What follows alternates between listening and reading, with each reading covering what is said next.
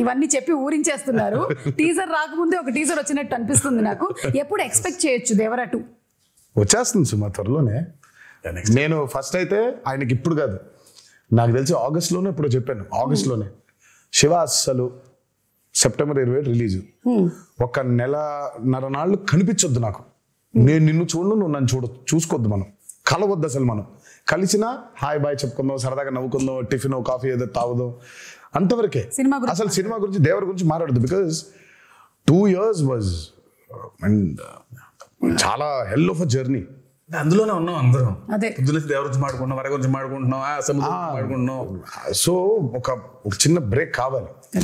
అసలు పెన్ను కూడా పెట్టొద్దు శివ, హ్యాపీగా go for a nice holiday. Okay, మంచి హాలిడే తిరిగి వచ్చిన తర్వాత వెళ్ళలేదా?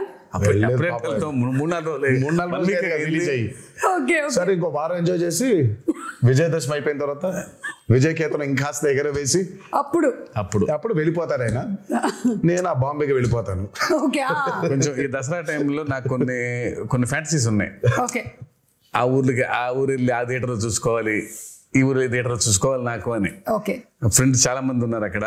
లేదు ఇక్కడికి రా అని కొంచెం ఈ 5-6 రోజులు అది కూడా తీర్చేసుకుంటే. పైగా సెలబ్రేషన్స్ కూడా చాలా అర్థం ఉందిలే. దేవరా కేవలం బ్లాక్ బస్టర్ అయిపోవడం కాదు, కానీ నాకు మామూలుగా నిన్నే చెప్తున్నారు, చాలా ఏరియాస్లో డబ్బులు చూస్తున్నారన్న చాలా రోజుల తర్వాత అని అన్నాడు ఆయన. నాకు that's the most important thing. Ultimate గా ఇట్స్ నాట్ అబౌట్ సరే సక్సెస్ కొట్టేసేంలే ఇది కాదు.